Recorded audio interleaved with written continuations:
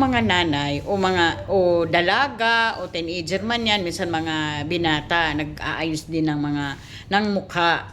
So, yung rejuvenating, ang mukha kasi ang ano natin, pag alam natin na manipis na, huwag po tayo ng gamit ang gamit. Kung nakagamit ka ngayon ng rejuvenating, anong brand man yan, na pangpabakbak, isang buwan lang po siya, gamitin mo, no, nagbakbak sa isang buwan. Kung ako sa sarili ko, kasi pag pinagtuloy-tuloy nyo yan, na alam mo, maputi na yung mukha mo, hanggang dito pa naman yung puti, hindi kasali dito sa may liig, dapat kasali dito sa liig.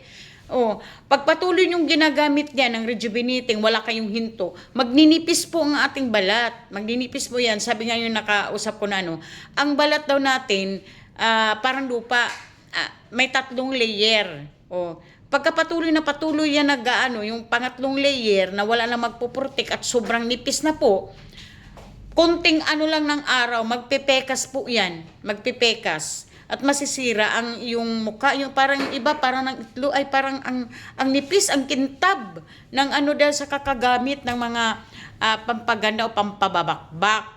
O, pwede naman na pag pumuti na yung natin, mag-sunblock tayo. Meron namang sunblock na nakakaputi, yung parang puti, tingnan yung mukha mo. Huwag po tayong gamit na wanto sa kakagamit ng rejuvenating, yung pampabakbak. Walang stop. Mag-stop muna po kayo kasi madadamage talaga yung mukha natin pagka sobra ng paggamit ng rejuvenating. At saka itong portion na to, wag nating lalagyan yan, parang last na lang yan siguro, iganon natin.